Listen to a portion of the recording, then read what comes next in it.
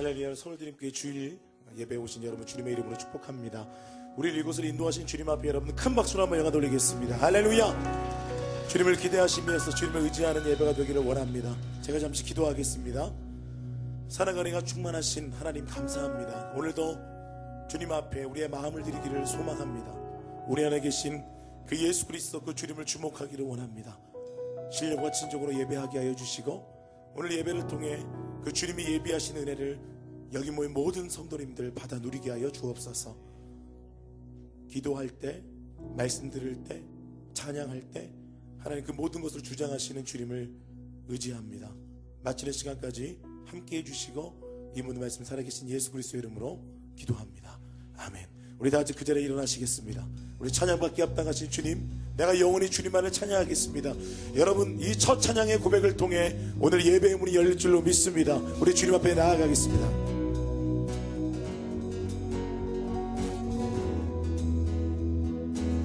주 이름 찬양, 주 이름 찬양, 풍요의 강물을 흐르는 부요한 땅에 살 때에 주님 찬양해.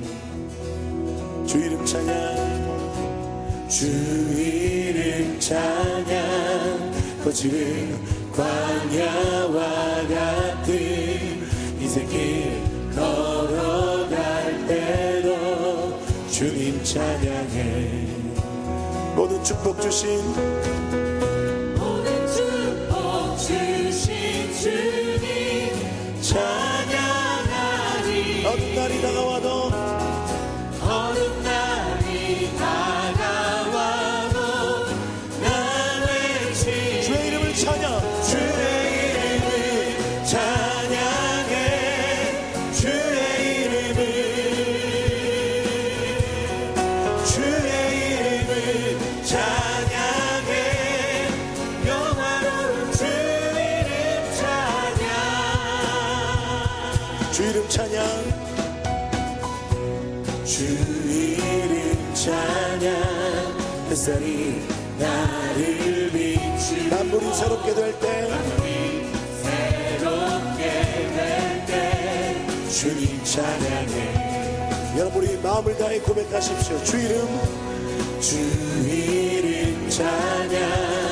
가는 길 험할지라도 고통이 주님, 이것이 우리의 고백입니다.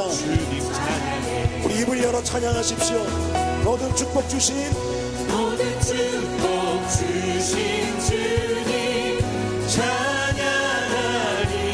어떤 날이, 어떤 날이 다가와도 우리 주님께 외칩시다. 주 이름을, 주의 이름을 찬양해. 주의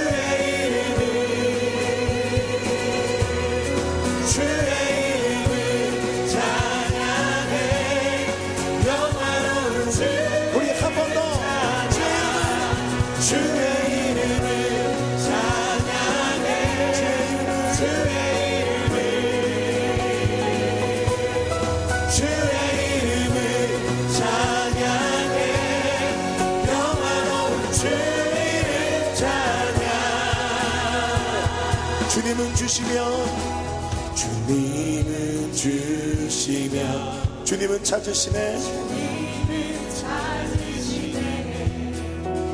내 맘에 하는 말 주 찬양합니다. 주님은 주시며, 주님은 찾으시네. 우리 다같이 우리의 오른손을 들어 자 주님 앞에 나아갑시다. 주님은 주시며, 주님은 찾으시네.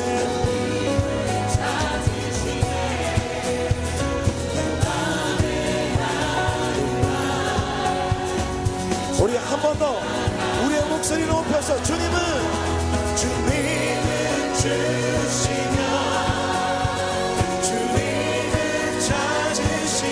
내 맘에 하는 말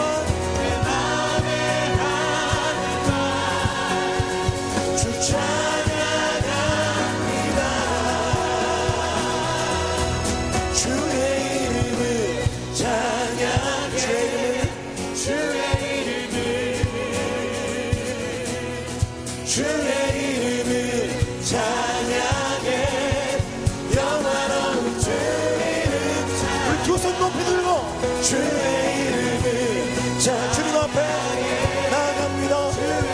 우리의 찬양받기 합당하신 주님께 주의 이름을 찬양해. 우리 마지막 한 번 더 주의 이름을 찬양, 주의 이름을 찬양해. 주의 이름을, 주의 이름을 찬양해. 영원한 주 이름 찬양. 할렐루야. 우리 주님께 다시 한번 큰 박수로 영광 돌리십시다. 아멘.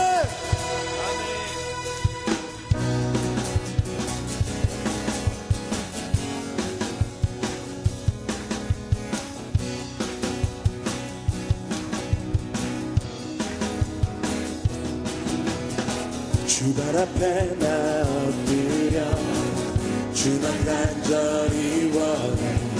주 계신 곳만 바라봅니다. 그 집 속에 주 찾을 때 높이려 내려놓고 겸손하게 모두 드리리. 오직 예수, 오직 예수 주님만이 나의 삶. 오직 예수, 오직 예수 주님만이 나의 삶의 이유. 언제나 어디서나 우리와 함께 하시는 주님께 언제나 어디서나 크고 깊은 은혜로 주님 항상 내 안에 계시네. 변함없으신 주님 어제 오늘 영원히 한결같이 함께 하시죠. 우리 예수 그리스도 앞에 선포합니다. 오직 예수 주님만이 나의 삶의 오직 예수. 한 번 더. 오직 예수, 오직 예수 주님만이 나의 삶의 이유. 오직 예수 주님만이 나의 삶의 이유.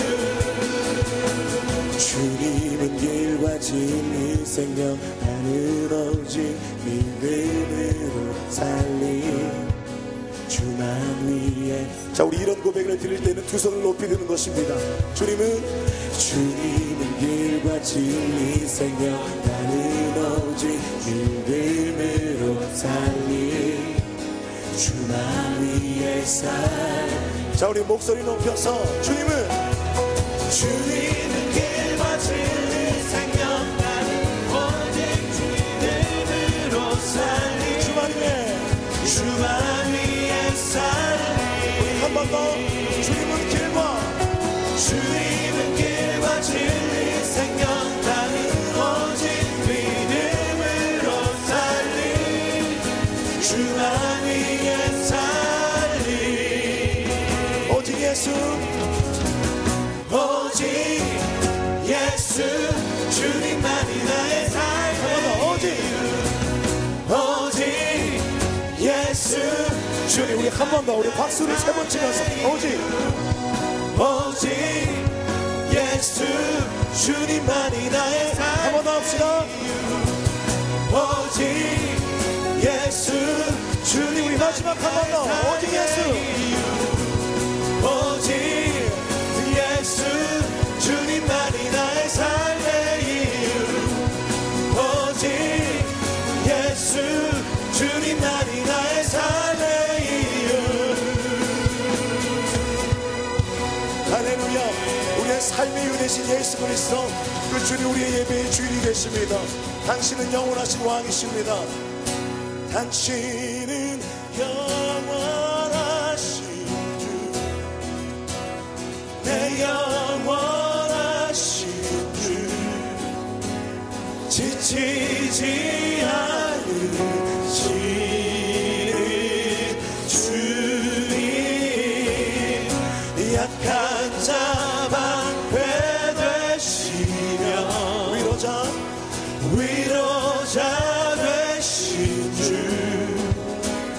독수리 같은 힘 주시네.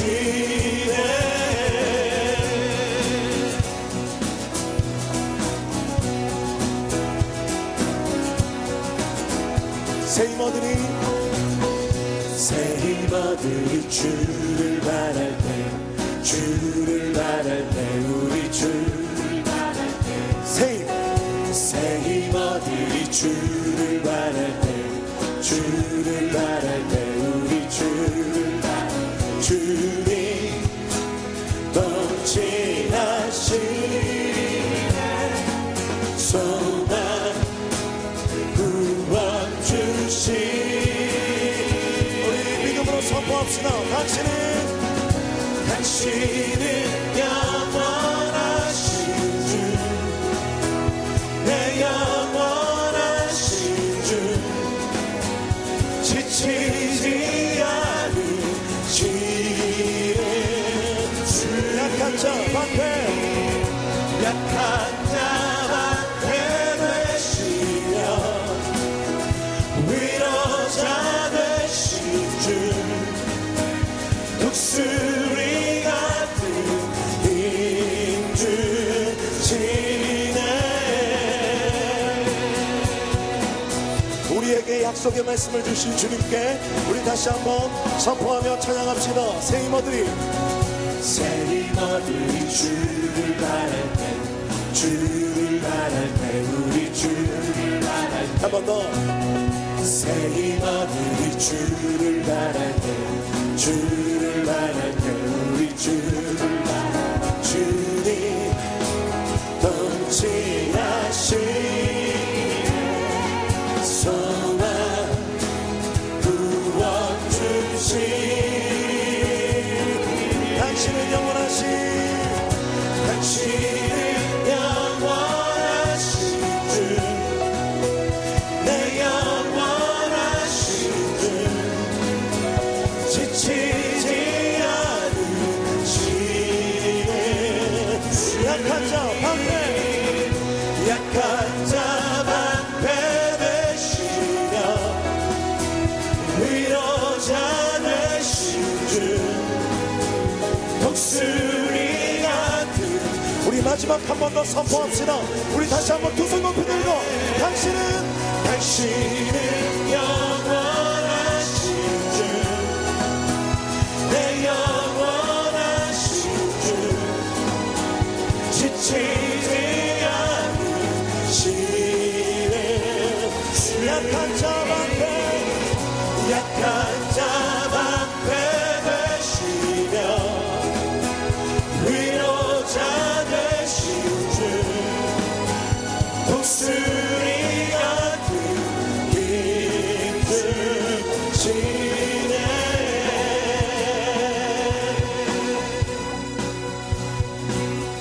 우리 주님 앞에 다시 한번 선포합시다. 당신은 영원하신 주, 내 영원하신 주, 지치지 않으시는 주님. 약한 자 방패 되시며 위로자 되신 주,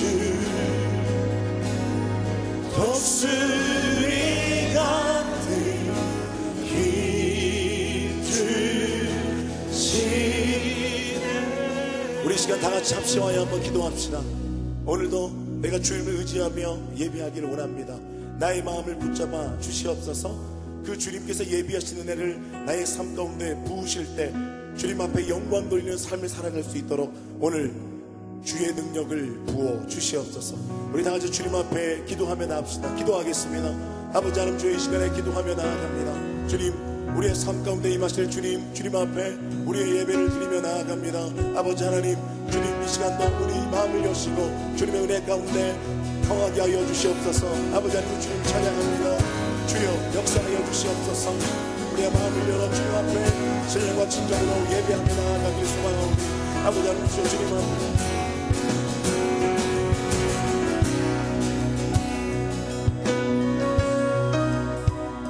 살아계신 하나님 감사합니다. 주님의 은혜를 갈급하며 나왔습니다. 우리의 마음의 문을 열고 오늘도 예비하신 은혜를 물붓듯 부어 주시옵소서. 삶의 능력을 그리고 주님의 치유하심을 오늘 경험하고 싶습니다. 그렇게 소망하는 영혼들 가운데 오늘 만지시고 치유하여 주옵소서. 감사드리며 예수 그리스도의 이름으로 기도합니다. 아멘. 우리 양옆에 계신 분에게 좀 그렇게 축복하며 선포합시다. 주님이 당신의 능력이 되십니다. 시작. 아멘. 우리 자리에 앉겠습니다.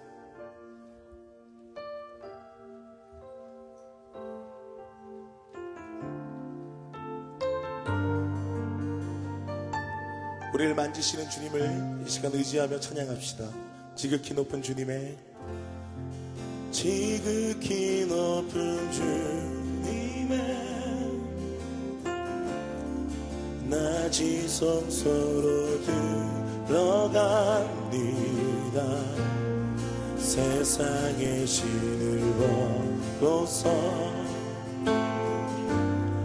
주 보좌 앞에 엎드리니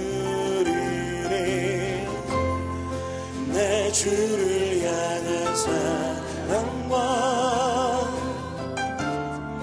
그 신뢰가 사그러져 갈 때 하늘로부터 이곳에 장막이 덮이네.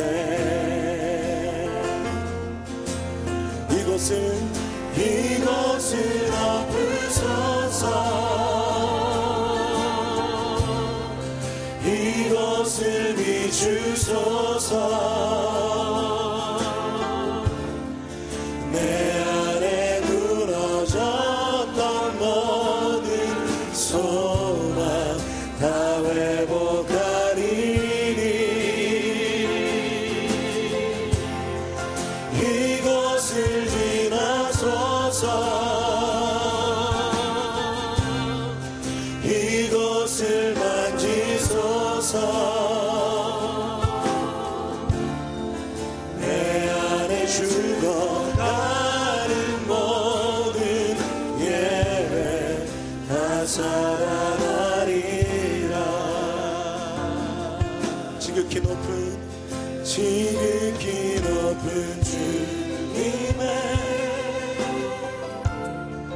낮이 성소로 들어갑니다. 세상의 신을 벗고서 주 보좌 앞에 엎드리 내 주를 향한 사랑, 내 주를 향한 사랑과 그 신뢰가 사그러져 갈 때 하늘로부터 이곳에 우리 성령의 인재를 소망하며 주님 앞에 찬양합니다. 이곳을 덮으소서. 이곳을 덮으소서. 이곳을 비추소서. 내 안에 무너졌던 모든 소망 다 회복하리니 이곳을 지나소서. 이곳을 만지소서. 내 안에 죽어가는 모든 예배 다 살아나리. 우리 시간 마지막 오른손을 높이 들고 여러분이 고백하십시오. 이곳을 지나소서. 이곳을 만지소서.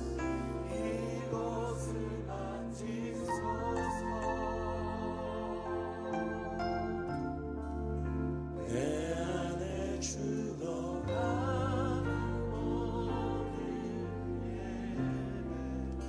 다 살아나리라.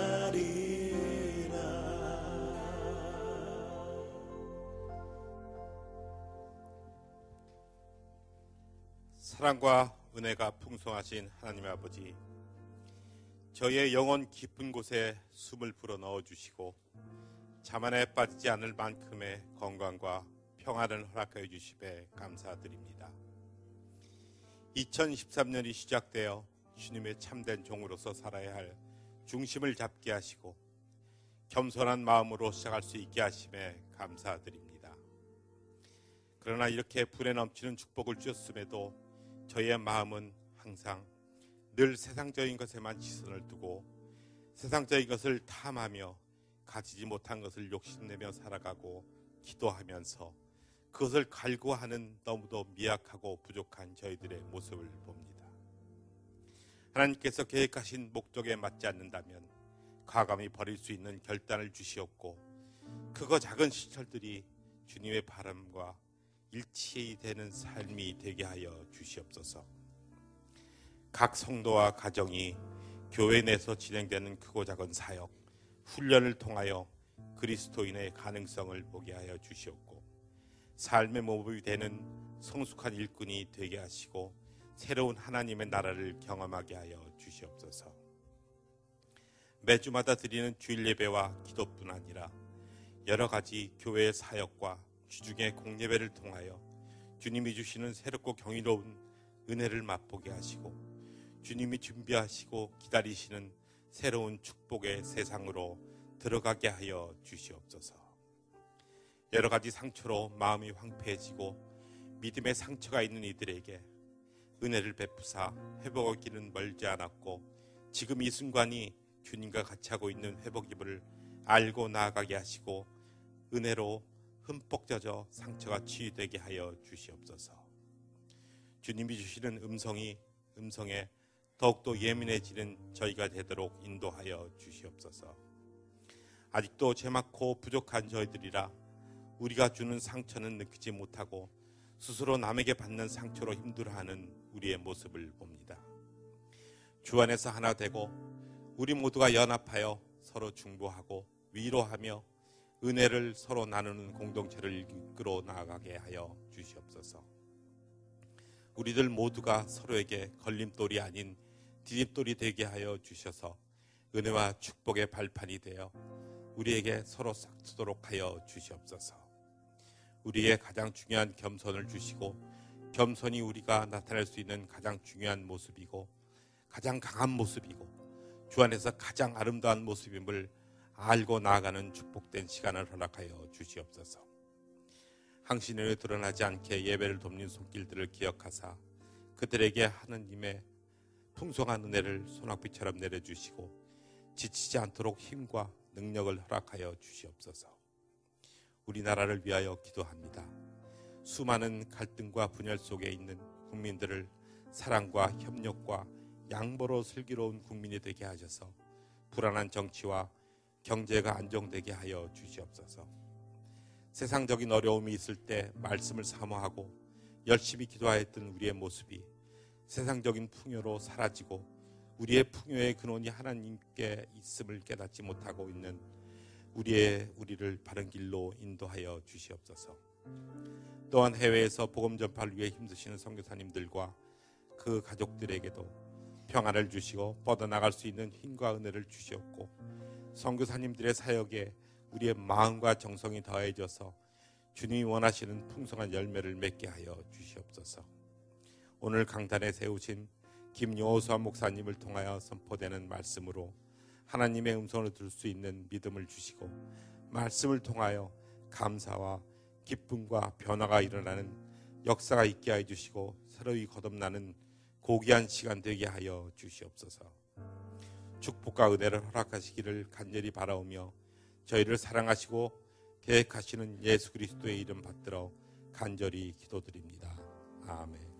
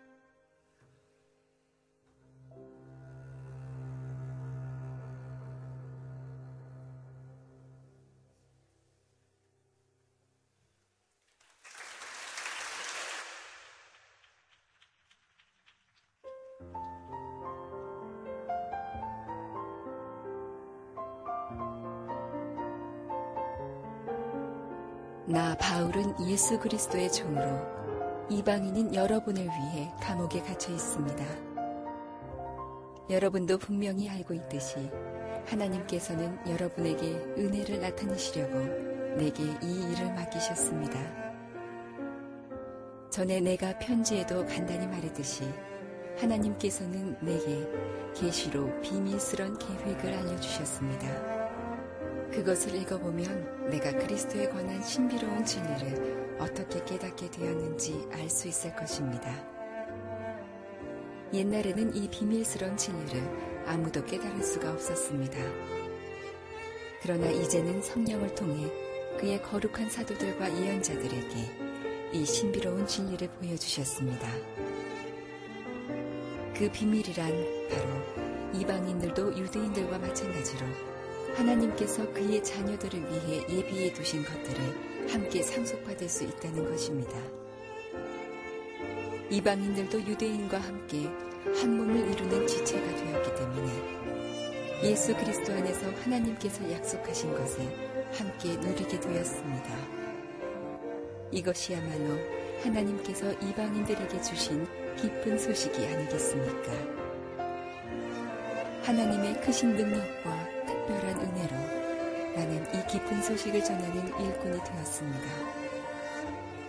나는 지극히 보잘것없는 그리스도인 중에 하나였으나 하나님께서는 내게 능력과 재능을 주셔서 그리스도를 믿음으로써 누리게 될 부요함을 이방인들에게 전하게 하셨습니다. 이 복음의 부요함은 말로 다 표현하기 힘들 만큼 크고도 놀랍습니다. 이뿐 아니라 하나님께서는 나에게 만물을 창조하신 한 분, 곧 하나님 안에 숨겨진 진리에 관한 계획을 모든 사람에게 전할 임무도 맡기셨습니다. 하나님께서 이렇게 하시는 목적은 교회를 통해서 하늘의 통치자들과 권세자들에게 하나님의 무한한 지혜를 알게 하려 하시는 것입니다. 그리고 이 모든 것은 우리 주 예수 그리스도를 통해 태초부터 이루려고 계획하신 일이기도 합니다. 우리는 그리스도를 믿고 의지함으로 두려움 없이 자유롭게 하나님 앞에 나아갑니다. 내가 지금 받고 있는 고난으로 인해 실망하거나 낙담하지 마십시오. 이 고난이 오히려 여러분에게 영광이 되는 것입니다.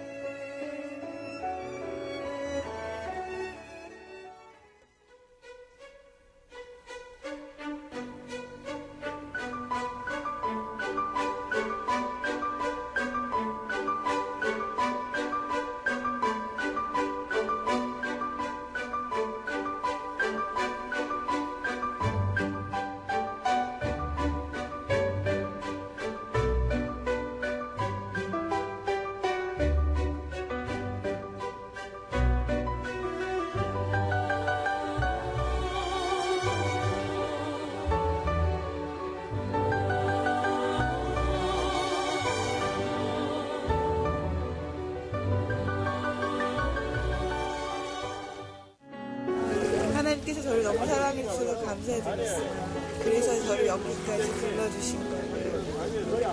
너무 뜨겁게 하나님을 만났고 아까 아버지자 남편이자 친구자 같은 여러 가지 역할을 다 해주시는 하나님. 정말 하나님의 용사가 돼서 이 세상에 나아가겠다고 다짐도 했고 지금 생각으로서는 정말 한국 돌아가면은 뭐든 할 수 있을 것 같은 정말 약간 신앙의 클라이막스를 찍어.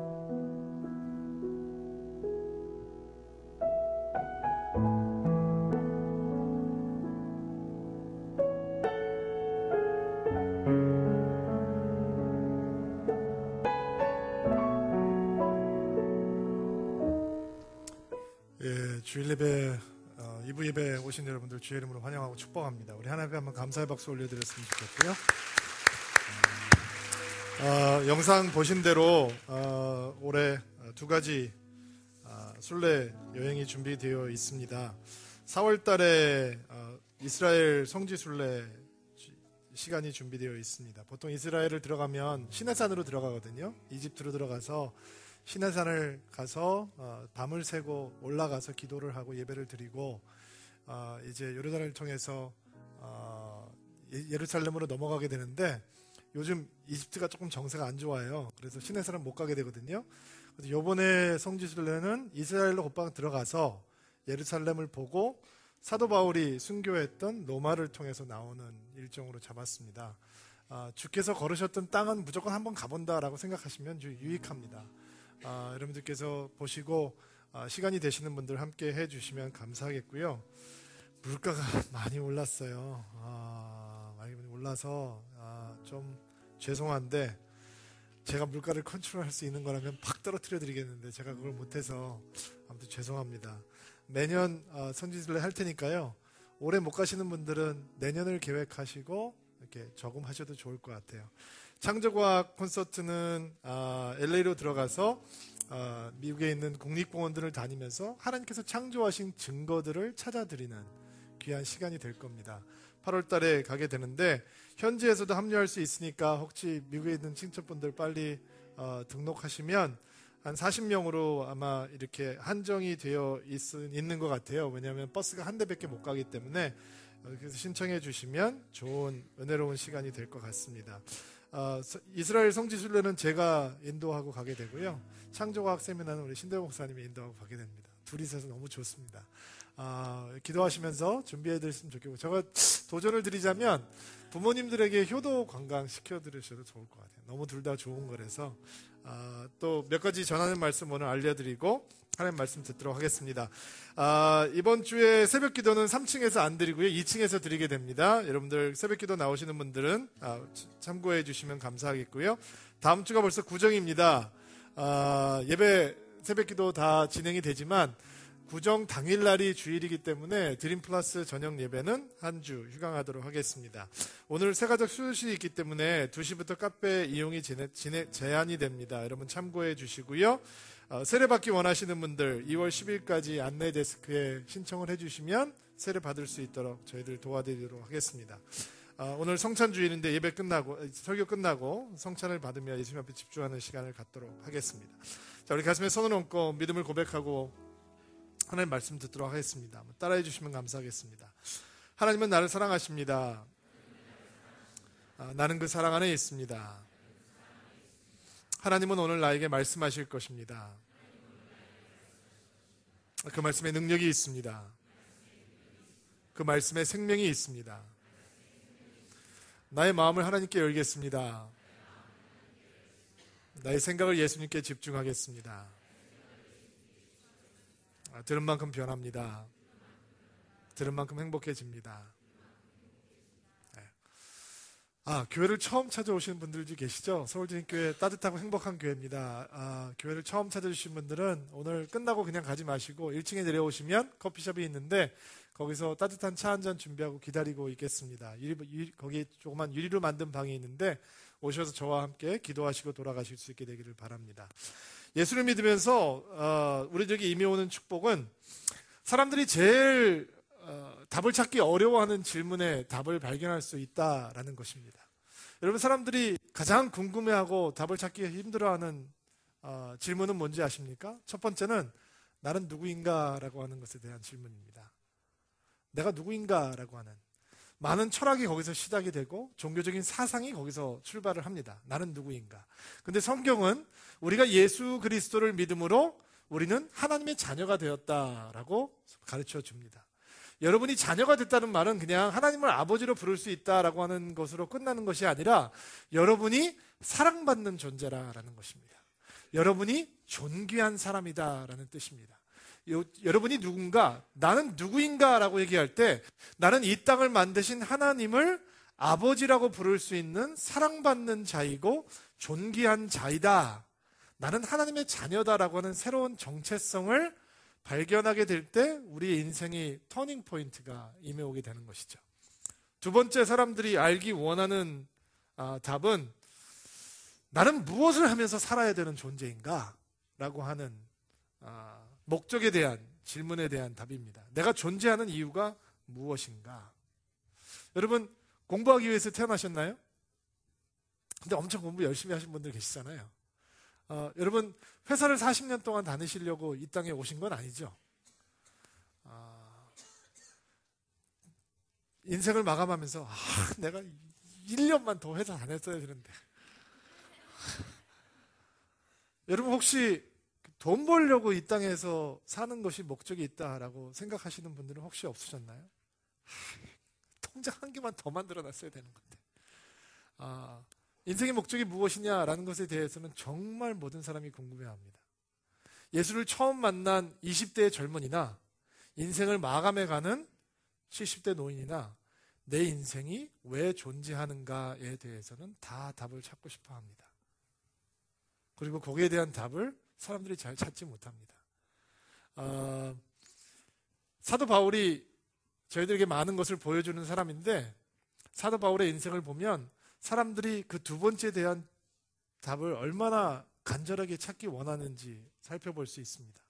왜냐하면 하나님께서 그 목적을 가르쳐 주시지 않으면 그냥 열심히 살면 된다고 생각합니다. 특별히 내가 좋아하는 일을 열심히 하고 살면 그것이 내 인생의 목적이다라고 생각하기도 굉장히 쉽습니다. 왜냐하면 사도 바울이 사실 예수님을 만나기 전에 그런 인생을 살았던 사람입니다. 사도 바울이라는 사람을 여러분들께서 이해하실 때 그냥 그 사람이 별 볼 일 없는 사람이었는데 예수님을 만나고 다이너마이트가 됐다라고 생각하기가 쉬운데 그렇지 않습니다. 사도 바울은 예수님을 만나기 전부터 열정이 있던 사람이었습니다.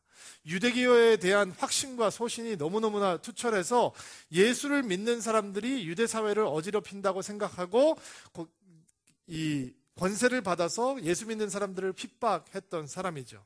그는 공부를 많이 했던 사람이었습니다. 가말리엘이라고 하는 학자 밑에서 너무 많은 공부를 했던 사람이고, 그는 사내들인 공회라고 하는 종교의회의 젊은 의원이었고 무수리가 아니었다는 얘기입니다. 그리고 그는 로마 시민권을 가지고 있어서 헬라 말과 히브리 말을 자유자재로 구사할 수 있는 사람이었고, 이스라엘 사람들을 만나면 히브리어를 얘기하면서 구약을 풀어서 설교를 했고, 헬라 사람들을 만나고 그리스 사람들을 만나면 그는 헬라 말로 스토아 철학을 얘기하면서 예수 그리스도가 메시아인 것을 밝혀낸 만큼 그는 지성적으로도 탁월했던 사람이었습니다. 예수를 만나기 전에 그런 것들이 그 안에 갖추어져 있었다는 것입니다. 근데 그는 그 열정과 그 확신을 가지고 예수 그리스도를 핍박하는 일에 최선을 다했던 사람이었습니다. 근데 그가 예수님을 만나죠. 출장 증서를 받아서 다메섹이라고 하는 예루살렘에서 멀리 떨어져 있는 곳에 있는 크리스찬들을 핍박하고 박해하기 위해서 가는 길에 빛으로 나타나신 예수님을 만나게 됩니다. 그리고 빛으로 나타나신 예수님께서 음성을 들려주시는데 이런 음성이죠. 사울아, 사울아, 내가 왜 나를 핍박하느냐? 아니 주님, 제가 언제 주님을 핍박했습니까? 당신은 누구십니까? 그때 예수님께서 말씀하십니다. 네가 핍박하는, 네가 박해하는 예수가 바로 나다 라고 말씀하세요. 그리고 눈을 떴는데 눈에 비늘 같은 것이 가리워져서 장님이 돼버린 거죠. 사도 바울이 이 예수님을 만나기 전에 이렇게 강렬한 체험을 하는 거예요. 그리고 사도 바울에게 예수님께서 뭐라고 말씀하시느냐? 사도행전 9장 6절 말씀 같이 한번 자막을 통해서 읽어볼게요. 읽어주세요. 시작.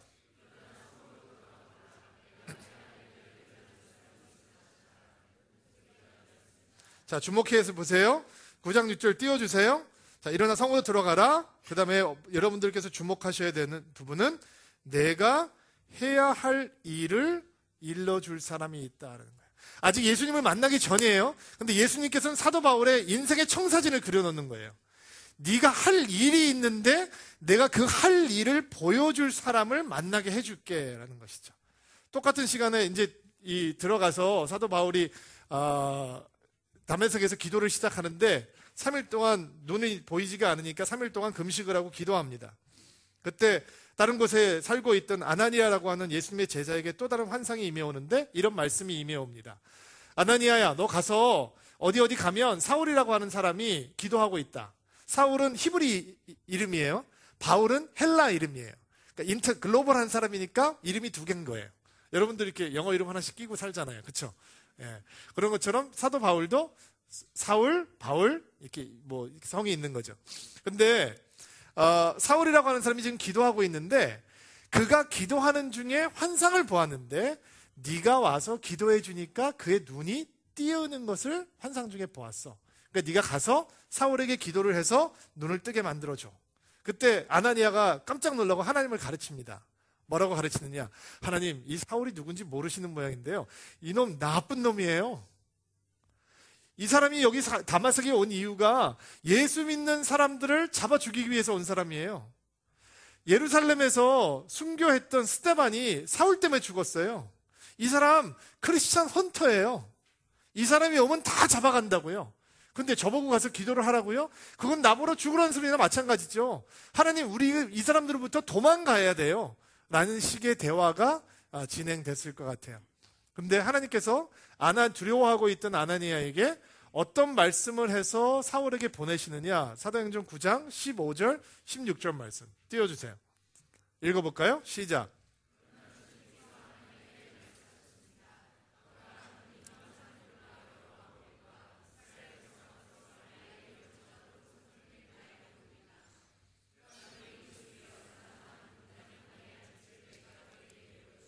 자, 15절 다시 띄워주세요.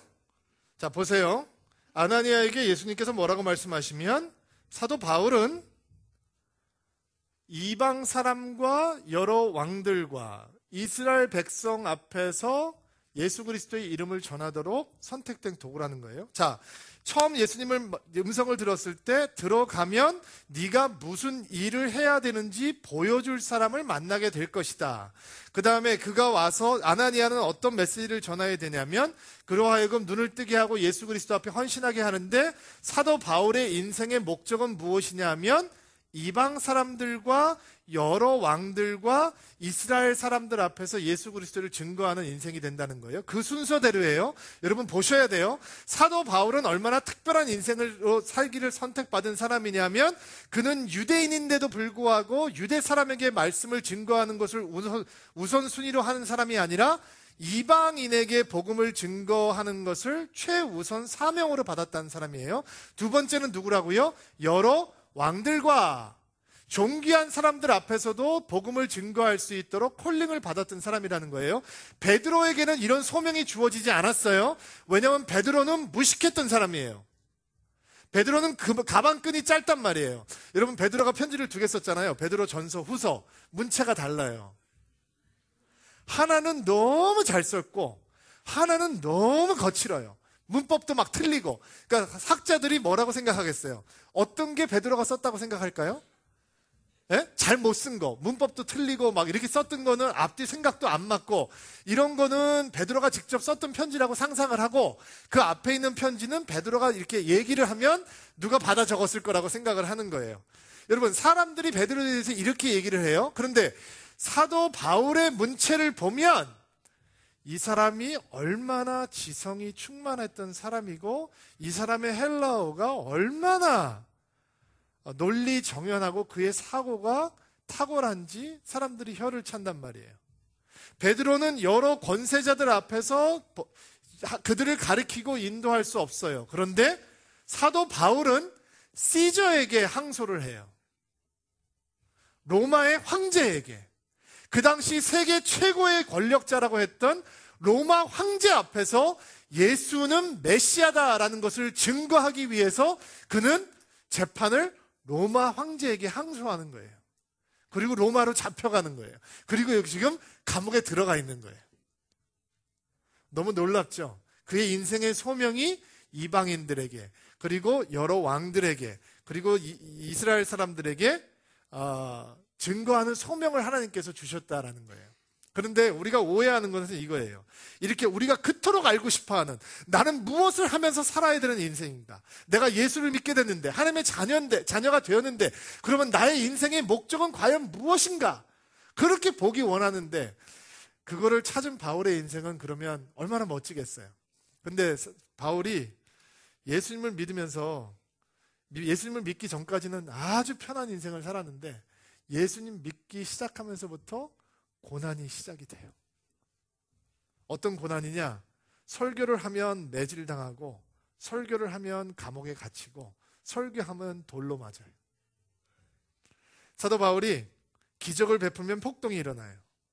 사도 바울이 배를 타면 파선을 하고, 길을 가면 강도가 나타나요. 사도 바울이 몸도 성하지 않아요. 내가 하다가 막 디프레스가 되네. 사도 바울이 몸도 성하지가 않아요. 얼마나 아팠든지 시력이 상해서 글을 쓸 수가 없을 정도로, 편지를 직접 써내려 갈 수 없을 정도로 아주 심한 안질에 시달렸던 사람이에요. 그런 간질이 있었다고 해요. 그런 말라리아를 달고 살았다고 어떤 학자들은 얘기해요. 이렇게 힘든 사람처럼 보이는 인생을 살았던 바울의 편지를 보면 어디에서도 하나님을 향한 원망이 있다든지 자기의 인생에 대한 후회가 등장하지 않아요. 너무 놀랍죠? 여러분, 하나님 일 하고 싶으시죠? 그렇죠? 하고 싶으신데 여러분은 하나님 일하면 어려움이 아니면 올 거라고 생각하죠. 고난이 안 닥칠 거라고 생각하죠. 순탄할 거라고 생각하죠. 바울의 인생은 예수님 만나기 전까진 순탄했어요. 근데 예수님을 만나고 시작하면부터 그의 고난은 시작돼요. 근데 그의 편지를 보면 그의 마음 가운데는 하나님을 향한 사랑과 신뢰와 교회를 향한 눈물이 마르지 않아요. 오늘 1절 2절 말씀, 이 에베소서 1장 2절 말씀 한번 읽어보세요. 시작.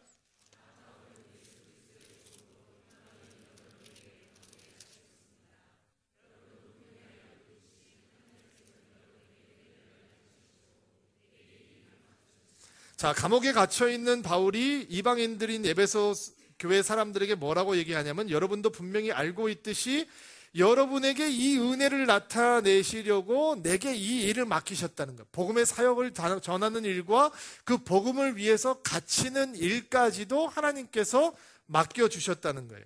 그리고 바울은 하나님의 비밀이라고 하는 이 테마로 이방인에게 임해온 구원을 설명할 뿐만 아니라 그리스도, 예수 그리스도의 공동체가 가지고 있는 비밀스러운 사명에 대해서도 설명을 하고 있어요. 3절부터 6절까지 말씀 한번 쭉 읽어볼게요. 그리고 제가 다시 한번 짚어드릴게요. 3절부터 6절 말씀까지 시작. 전에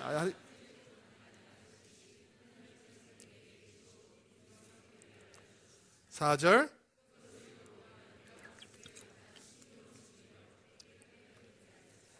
5절 옛날에는 이 비밀스러운 진리를 아무도 깨달을 수 없었습니다. 그러나 이제는 성령을 통해 그의 거룩한 사도들과 예언자들에게 이 신비로운 진리를 보여주셨습니다. 6절 이 비밀이란 바로 이방인들도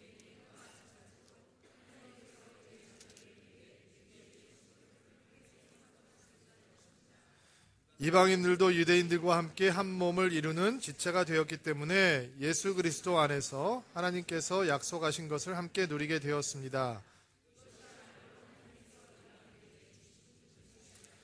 자, 여러분 다시 한번 성경을 보세요. 3절 말씀 보세요. 3절 밑줄 치세요. 3절 끝에 나와 있는 비밀스러운 계획. 자, 4절 보면 거기 등장하는 신비스러운 진리. 자, 5절 보세요. 처음에 등장하는 비밀스러운 진리. 맨 끝에 보이는 신비로운 진리. 다 밑줄 치세요. 6절 보세요. 그리고 제일 첫 번째 단어 그 비밀이라고 하는 것을 동그라미 치세요. 자, 지금 사도 바울이 뭐라고 얘기해? 여러분과 저한테는 이게 감동으로 다가오지 않아요. 왜냐하면 우리가 이방인이거든요, 우리가. 근데 이방인인 우리가 벌써 예수를 믿었단 말이죠. 그러니까 사도 바울이 얘기하는 이 흥분이 아직 우리한테는 피부로 다가오질 않는 거예요. 근데 이 1세기 때 예수 그리스도를 믿는 복음이 전 세계로 퍼지기 시작할 때 유대인이 아닌 그들이 구약의 하나님 그리고 예수 그리스도의 아버지 하나님을 믿고 예수 그리스도를 통해서 그 하나님의 자녀가 된다라고 하는 것은 정말 상상도 할 수 없는 비밀스러운 일이었다는 거예요. 그리고 그 비밀스러운 하나님의 구원의 계획을 비밀스러운 계획, 신비로운 진리, 비밀스러운 진리, 비밀이라는 단어로 사도 바울이 가르쳐주고 있는 거죠. 자, 그러면 우리는 벌써 이방인인데 벌써 예수를 믿게 되었는데 구원을 체험하게 되었는데 이 말씀이 오늘 살고 있는 여러분과 저에게 무슨 상관이 있느냐? 여러분, 제가 고민을 해보니까 제 마음속에 이런 생각이 있던 적이 있더라고요.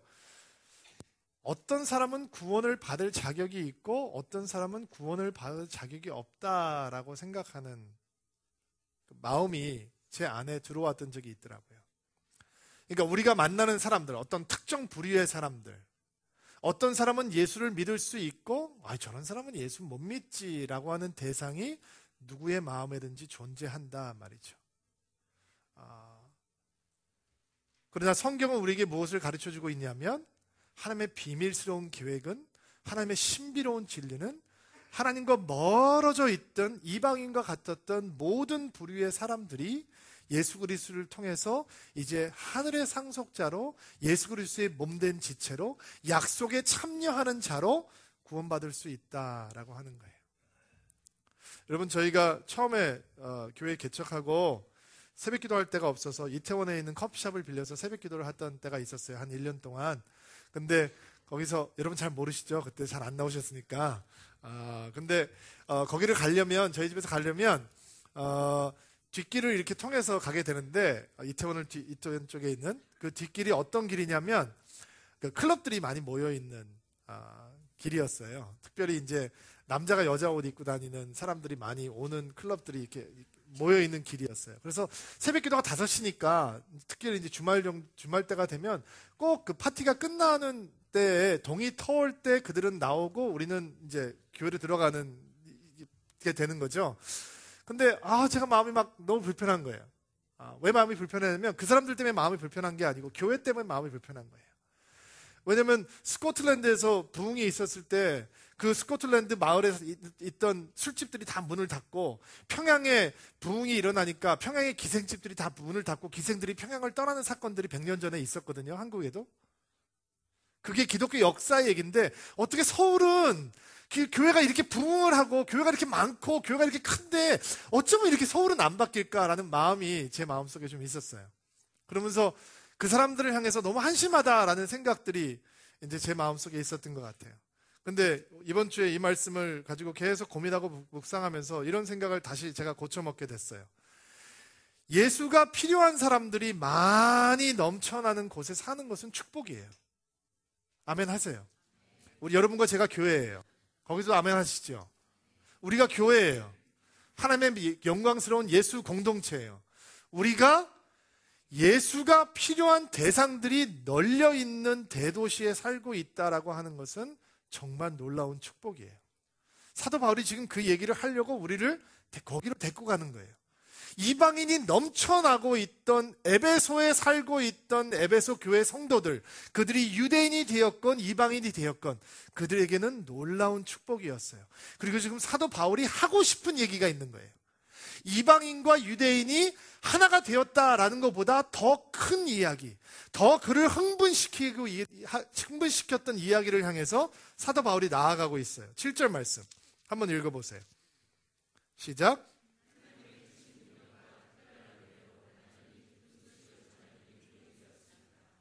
자, 사도 바울이 지금 우리에게 이 흥분하면서 하고 싶은 이야기는 뭐냐면, 자기가 그 기쁜 소식, 예수 그리스도라고 하는 기쁜 소식, 이방인들도 하나님의 백성이 될 수 있다고 하는 기쁜 소식, 이 세상에는 하나님의 백성이 될 수 없는 존재는 어느 누구도 없다고 하는 그 기쁜 소식을 전하는 일꾼이 되었다라는 거예요. 아까 제가 여러분들에게 말씀드렸죠. 사람들이 제일 궁금해하는 게 뭐라고요? 내가 누구인가에 대한 질문. 두 번째는 뭐라고요? 내가 무슨 일을 하면서 살아야 되는가? 내가 왜 이 땅에 존재하는가? 라는 것에 대한 답을 찾는 것을 사람들이 제일 갈급해한다 그랬잖아요. 그는 어떻게 찾고 있어요? 하나님께서 가르쳐 주신 대로. 내가 너에게 무슨 일을 할 것을 보여줄 사람을 보내주겠다라고 했던 것처럼 그는 지금 나는 이 기쁜 소식을 전하는 일꾼으로 살고 있다라고 하는 얘기를 하고 있는 것이죠. 자기 인생의 목적을 그 예수 그리스도의 기쁜 소식을 전하는 일꾼으로 삼고 있다라는 것입니다. 근데 진짜 펀치는요, 아직 등장하지 않았어요. 사도 바울이 자기의 인생의 목적을 그렇게 규명하면서 예수 그리스도의 공동체, 여러분과 저에 대한 얘기죠. 우리들이 어떤 목적을 가진 사람들인지 이제 차근차근 보여주기 시작해요. 8절 9절 말씀 시작.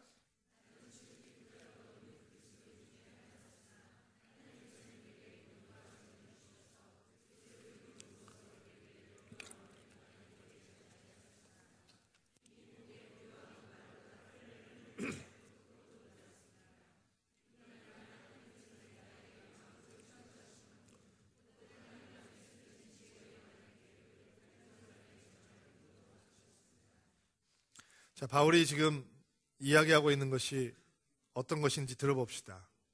바울이 지극히 보잘것없는 그리스도인 중에 하나였던 자신에게 하나님께서 기쁜 소식을 전할 수 있는 일꾼이 되는 사명을 주셨다라고 얘기를 하고 있습니다.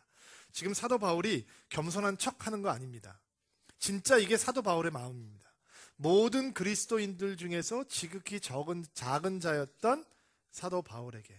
왜냐하면 다른 성경을 보면, 다른 서신서를 보면 사도 바울이 자기 자신에 대해서 뭐라고 표현하고 있냐면 죄인 중에 괴물된 나에게, 죄인 중에 괴수였던 나에게 하나님께서, 모든 사도들보다 지극히 작은 자였던 나에게 라는 표현들을 쓰고 있거든요. 사도 바울의 마음이 진짜로 그런 거예요. 왜냐하면 사도 바울이 가지고 있었던, 가마리에게 배웠던 모든 구약적인 지식, 그는 아마 성경을 거의 통으로 외우고 있었을 거예요. 그 정도의 수준에 가는 사람들은 구약을 다 외우고 있었어요. 그는 헬라의 철학을 알고 있었어요. 어느 그리스 철학가들과 논쟁을 해도 뒤지지 않을 만큼 탁월한 사상의 세계를 가지고 있었어요. 그러나 그는 모든 크리스찬보다 작은 자라는 거예요. 그가 가지고 있는 어떤 인간적인 조건도 다른 크리스찬들보다 자기 자신을 더 나은 존재로 만들어줄 수 없었어요. 지금 그가 이해하고 있는 것은 뭐냐면, 그를 그 일꾼으로 삼아주시는 것은 그의 준비됨이 아니었다는 거예요. 은혜라는 거예요. 오직 하나님께서 은혜로 그분의 능력과 그분의 재능을 주셨다라는 것이죠. 우리가 하나님을 믿게 되었습니다. 그리고 그 믿는 하나님을 사랑하게 되죠. 그 사랑이 커지면서 우리는 하나님께서 우리에게 주시는 사명과 목적을 찾기를 원합니다. 그리고 하나님의 일이 보입니다. 주어집니다. 해보십시오 라고 격려합니다. 그런데 대부분의 사람들은 기회가 오면 나는 할 수 없습니다 라고 얘기를 합니다. 왜냐하면 자기에겐 능력이 없다라는 것입니다. 여러분 다시 들으세요. 사도 바울의 고백을 들으셔야 돼요.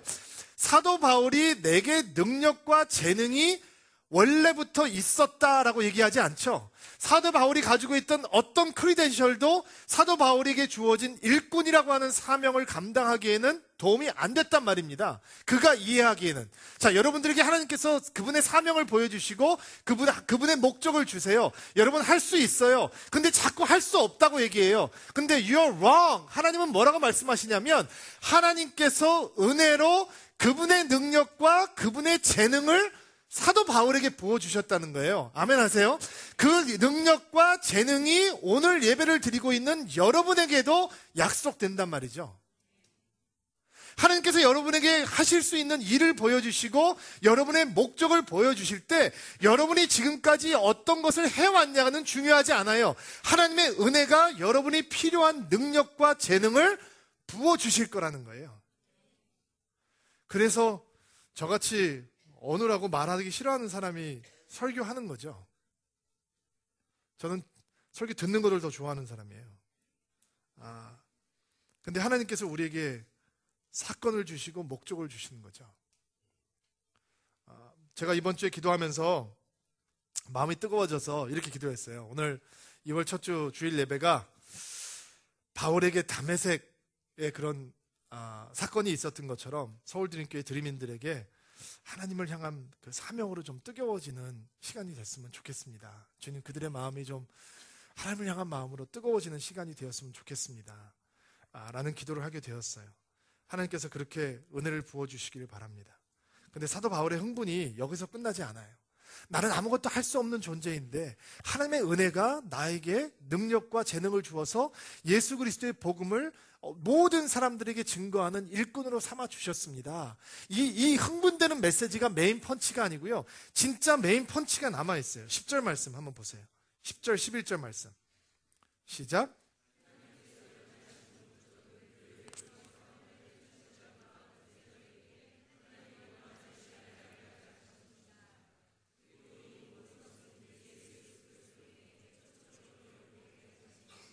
아멘.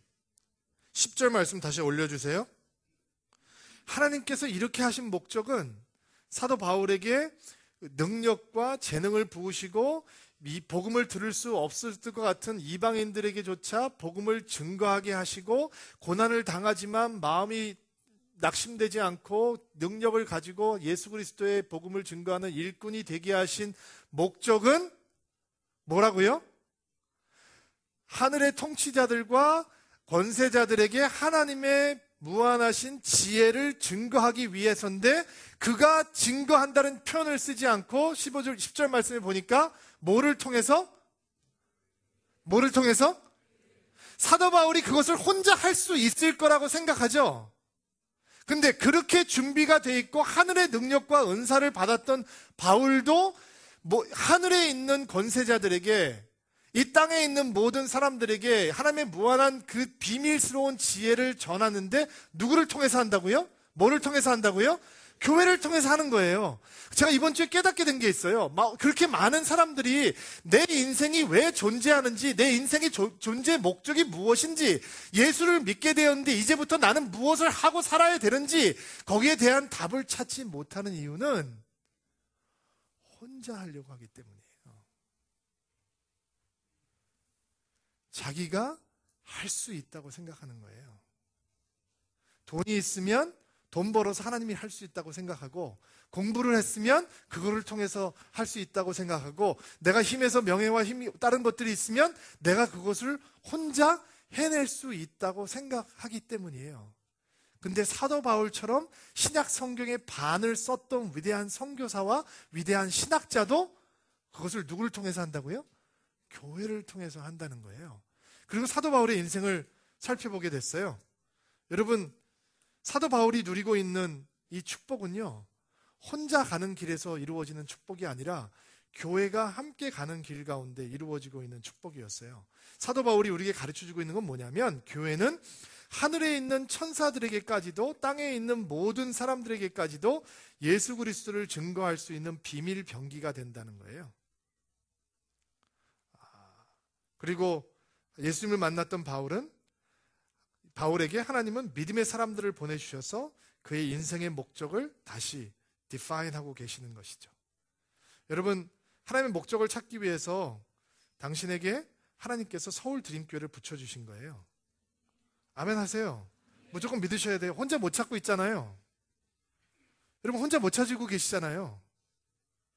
내가 왜 존재하는지, 내가 왜 예수를 믿게 되었는지, 예수 믿고 난 다음에 삶의 의미가 무엇인지 여러분 찾기 힘들잖아요. 근데 바울은 그 의미를 교회를 통해서 찾는 거예요. 여러분도 교회를 통해서 여러분의 인생을 다시 한번 재해석하기 시작하게 되기를 바랍니다. 교회 안에서 당신의 은사, 당신의 열정, 당신의 의미와 목적을 찾으실 수 있다는 거예요. 제가 얼마 전에 어떤 분이 오셔서 이런 말씀을 해주시더라고요. 목사님, 제가 이렇게 디자인을 하는 사람인데 우리 교회 주보도 너무 이쁘고 너무너무 은사가 많은 사람들이 많은데 교회 신문을 만들었으면 좋겠습니다. 너무 좋은 아이디어죠. 그렇죠? 여러분들 교회 올 때 매주 신문 받으시면 좋겠죠. 근데 저는 그분한테 이렇게 얘기했어요. 마음에 흥분이 되는데 우리 현재님 기다려봅시다. 팀이 생길 때까지 좀 기다립시다. 이거 혼자 하면 힘든 일이니까 이 신문을 만들려면 사진을 찍을 사람도 필요하고 글을 쓸 사람도 필요하고 그 다음에 또 뭐 사람들 인터뷰하고 뭐 디자인을 할 사람들도 필요하고 또 밥 가지고 올 사람도 필요하고 사람들끼리 모여서 일을 하다 보면 짜증나는데 분위기 만드는 사람들이 있어요. 블링블링 해주는 사람들. 그런 사람들도 필요하고 그 다음에 모여있는데 일 얘기만 하면 금방 지쳐요. 괜히 와가지고 쓸데없는 소리 하는 사람들이 있어요. 분위기 띄우면서. 분위기 메이커들도 필요하고 이런 사람들이 모여있어야 한 팀이 되거든요. 팀이 돼야지 오래 간다고요. 재미있게 하고 우리 팀이 만들어지는지 한번 봅시다 라고 저는 기도하고 있어요. 여러분, 하나님께서 여러분들에게 재능도 주시고 은사도 주시고 어떤 직업을 통해서 어떤 훈련도 받게 하시고, 근데 혼자 하려고 하니까 여러분 왜 여러분이 하나님 위해서 무엇을 할 수 있을지 잘 모르시죠? 교회를 통해서 보시는 거예요. 교회를 통해서. 저는 서울 드림교회가 언젠가는 뮤지컬을 올릴 거라고 생각해요. 우리 교인들이 수백 명이 등장하는 뮤지컬, 1년 동안 준비하는 뮤지컬이 올라갈 거라고 생각해요. 왜 아멘 안 하실까? 저 혼자만 흥분돼가지고. 저는 새로운 창작극을 올려야 된다고 여태까지 고민했었어요. 근데 제가 이번 주에 설교 준비하다가 갑자기 생각이 바뀌었어요. 왜 그냥 이미 존재하고 있는 그 뮤지컬들 판권 그냥 사다가, 카피라이트 사다가 하면 안 되나? 레미제라블 그냥 왜 올리면 안 되나? 레미제라블 너무 사람들이 좋아하는데 우리 교인들이 배우 다 하고. 왜냐면 우리 교인들 중에서 뮤지컬 하는 사람들 너무 많으니까. 노래 잘하는 사람들 너무 많으니까. 1년 동안 내내 준비하고 그리고 한번 올리면 서울시를 향한, 서울에 살고 있는 사람들을 향한 크리스마스 선물이 될 수 있지 않을까, 늘 선물이 될 수 있지 않을까, 그냥 혼자 상상을 해보는 거예요. 그러면 여러분들에게 새로운 목적이 임해오기 시작하는 것이죠. 뮤지컬을 하려면 연주를 하는 분이 그 밑에 쫙 들어가서 앉아야 되는데, 나는 다 교인들이 하고 싶은 거죠. 우리 교인들이 아마추어를 거기 앉아서 음악을 하는 거죠. 새로운 목적이 주어지는 것이죠. 그 무대에 올라가려고 하면 분장도 해야 되는데, 그러면 분장하는 사람들은 여러분 인생의 목적이 디파인 되기 시작하는 것이죠. 내가 왜 존재하는가? 이 일을 하기 위해서. 돈을 벌어야 된다. 그러면 돈 쓸 일도 있어야 될 거 아니에요. 돈을 무엇을 위해 쓸까? 하나님을 일을 향한 목적이 보이기 시작하는 것이죠. 사도 바울은 그 목적을 어디서 찾느냐? 교회를 통해서 찾는 거예요. 여러분, 교회 안으로 들어오십시오. 그 목적이 보이게 될 것입니다. 교회 안에 헌신하십시오. 그러면 목적이 보이게 될 것입니다. 교회 안에 들어오면 상처 많이 받습니다. 당황하지 마십시오. 목적이 생기면 그 상처들은 문제가 안 됩니다. 13절 말씀 다시 한번 읽어보세요. 오늘 결론입니다. 시작.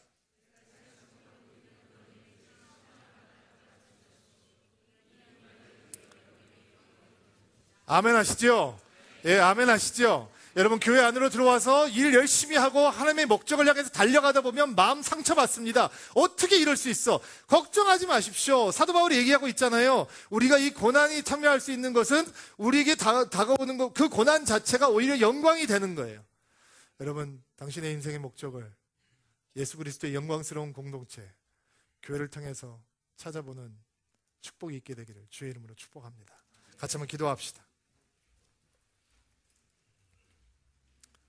주님, 내가 무엇을 할 줄 모를까 모르는 사람들이 있었다면 오늘 예수 그리스도의 영광스러운 공동체, 교회를 바라볼 수 있는 마음이 생길 수 있도록 도와주시기를 원합니다. 하나님, 의미 있는 인생이 되고 싶습니다. 가치 있는 인생이 되고 싶습니다. 교회를 통해서 하나님의 거룩한 목적을 찾아가는 저희들 되게 하옵소서. 예수님의 이름으로 기도하옵나이다. 우리 매달 첫 주 하나님 앞에 예수 그리스도를 생각하며 성찬을 받는 주일입니다. 세례 받으신 분들, 예수 그리스도를 구주로 고백하는 분들, 이 성찬 테이블에 여러분들을 초청합니다. 우리 찬양하면서 주의 몸된 떡을 받도록 하겠습니다. 아버지 사랑 내가 노래해, 아버지 은혜 내가 노래해, 그 사랑 변함없으시, 거짓 없으시, 성실하신 그 사랑. 사랑 갈 때 꺾지 않으시니, 꺼져가는 등불 끄지 않는 그 사랑 변함없으시, 거짓 없으시, 성실하신 그 사랑.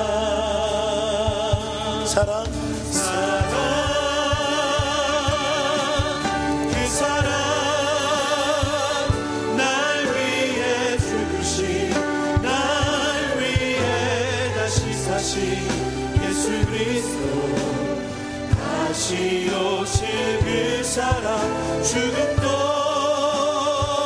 생명도 천사도 하늘의 어떤 권세도 그들 수 없는 영원한 그 사랑 예수. 아버지 사랑 내가 노래해. 다시 한번 고백합시다. 아버지 사랑 내가 노래해, 아버지 은혜, 아버지 은혜 내가 노래해, 그 사랑 변함없으시, 거짓 없으시, 성실하신 그 사랑.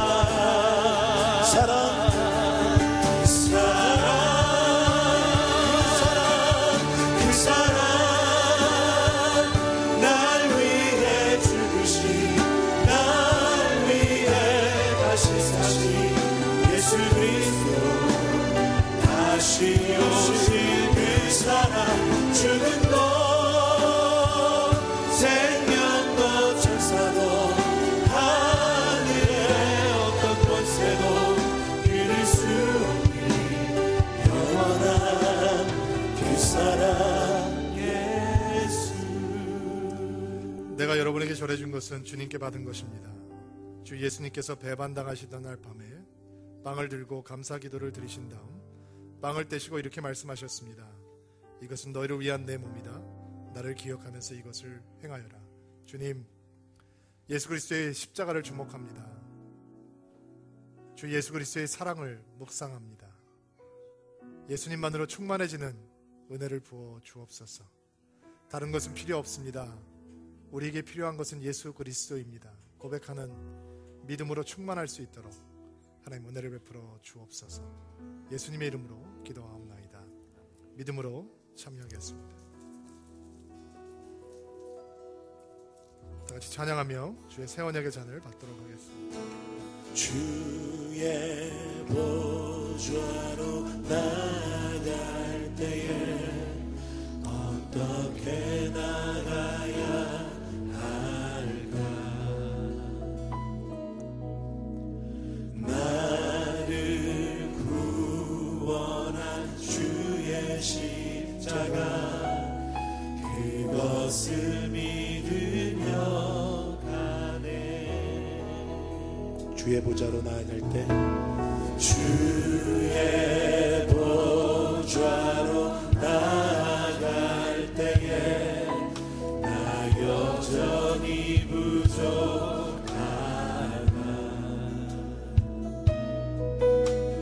나를 부으신 주의 그 사랑 그것을 믿으며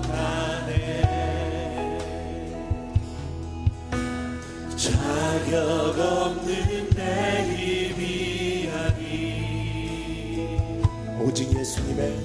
오직 예수님의 보혈로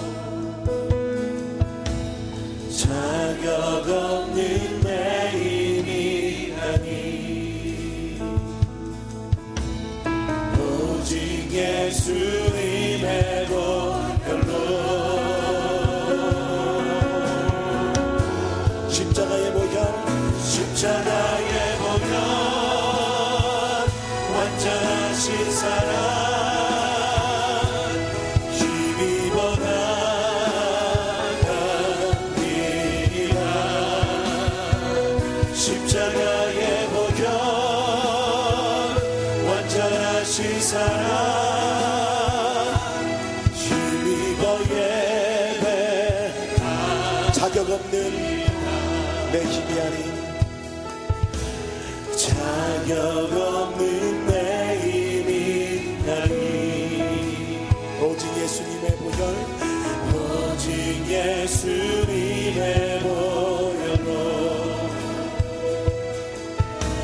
자격 없는 내 힘이 아닌 오직 예수님의 보혈로 주의 보혈을 의지합니다. 십자가의 보혈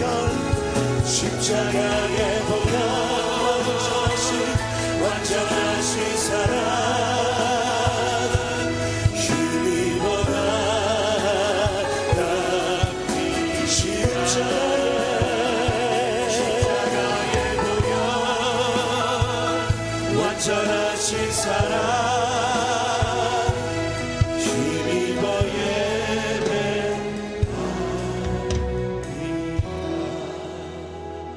똑같은 방법으로 식사 후에 잔을 들고 말씀하셨습니다. 이 잔은 내 피로 세우는 새 언약이다. 이 잔을 마실 때마다 나를 기억하면서 이것을 행하여라. 우리 이 시간 같이 한번 기도하기 원합니다. 하나님, 주 예수 그리스도의 보혈의 능력으로 우리가 깨끗하게 씻김을 받게 하심을 감사합니다. 죄를 미워하고 증오하는 거룩하고 순결한 인생이 될 수 있도록 도와주옵소서. 우리 안에 주 예수 그리스도의 십자가의 능력으로 승리하는 그런 영적인 권세가 있는 인생이 되게 도와주시옵소서. 예수와 함께 동행하는 인생이 되게 도와주옵소서. 같이 한번 동성으로 기도하며 주 앞에 나아갑시다. 아버지 하나님, 주님을 바라보며 주목하며 기도하며 주 앞으로 나아옵니다. 주여, 우리를 불쌍히 여겨 주옵소서. 하나님, 주 예수 그리스도의 보혈의 능력으로 우리를 깨끗하게 씻겨 주심을 감사합니다. 이제 거룩하고 순결한 인생이 되게 하옵소서. 죄를 미워하게 하옵소서. 죄를 증오하게 하옵소서. 예수님과 함께 동행하며 거룩하고 순결한 인생이 되어 이 땅에서 영적인 승리를 경험하는 그런 주의 백성들 될 수 있도록 주여 역사하여 주시옵소서. 우리에게 그런 승리를 부어 주시옵소서. 이 땅을 변화하는 하나님의 사람들이 되게 하옵소서.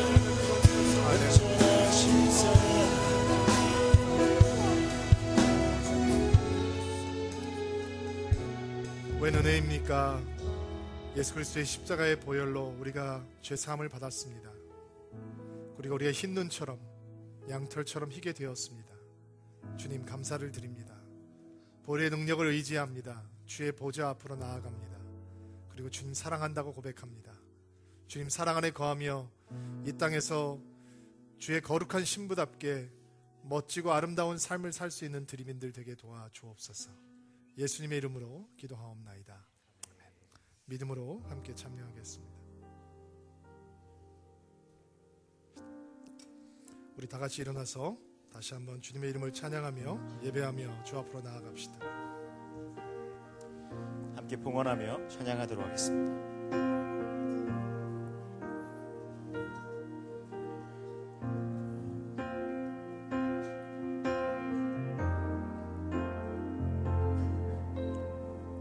오소서 진리의 성령님 이 땅 흔들며 임하소서.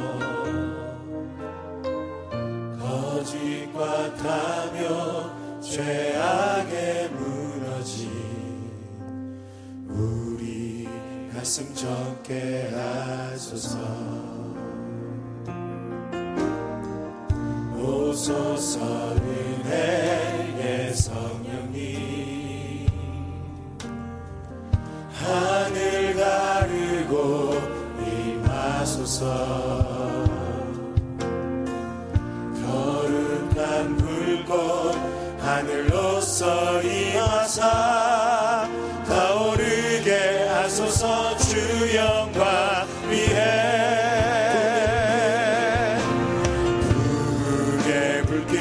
타오르게 하소서. 진리의 말씀 이 땅 새롭게 하소서. 은혜의 강물 흐르게 하소서. 성령의 바람 이 땅 가득 불어와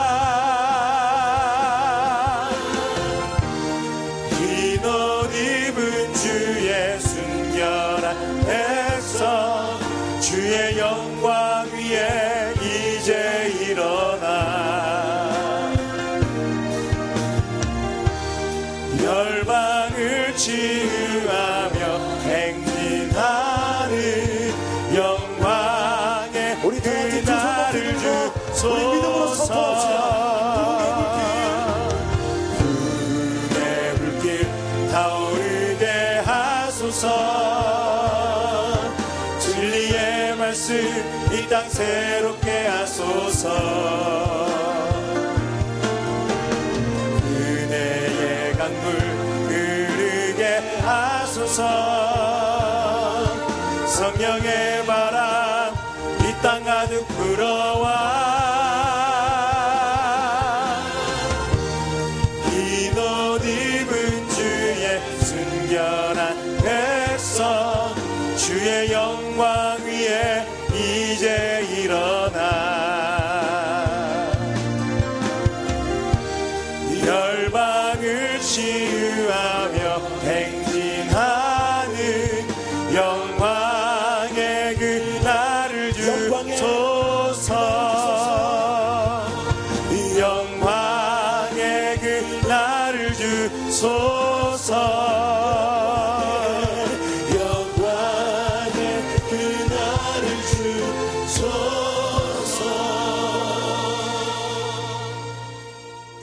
하나님, 우리에게 은혜를 주셔서 감사합니다.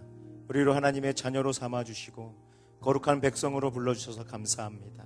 주님, 우리의 삶 가운데 은혜가 있길 구하고 교회를 세우는 데 있어서 하나님 진정한 일꾼이 되고 든든히 세워갈 수 있도록 우리 안에 열정과 하나님을 향한 사랑이 가득하게 도와주옵소서. 우리가 그렇게 할 수 있도록 주님 우리에게 능력과 힘을 주시고 우리의 섬김의 손길과 발걸음 위에 믿음의 굳건함도 더해 주옵소서. 그리고 하나님의 그 비밀들을 바라볼 수 있도록 우리의 믿음의 눈을 열게 하여 주옵소서. 하나님, 공동체를 향한 하나님의 마음이, 교회를 향한 하나님의 마음이 세상 가운데 퍼져갈 때 우리가 그 비밀을 알아서 더욱 굳건하게 따라갈 수 있도록 도와주시고 그 비밀들을 세상 가운데 드러낼 수 있도록 우리와 동행하여 주옵소서. 주님께 감사하여 예물을 올려드립니다. 예물이 사용되는 곳곳마다 하나님 예수 그리스도의 그 흔적과 사랑이, 그 은혜가 드러날 수 있도록 함께하여 주옵소서. 이제는 우리 주 예수 그리스도의 은혜와 하나님 아버지의 놀라우신 사랑과 성령님의 충만케 하신 역사가 교회를 향한 하나님의 마음을 누리며 믿음의 삶으로 다시 한번 굳건히 살아가고자 다짐하고 결단하는 모든 드림인들 위해 우리 살아가는 모든 환경과 가정과 자녀와 일터와 관계 위에 지금부터 영원까지 함께 하시기를 간절히 축원하옵나이다.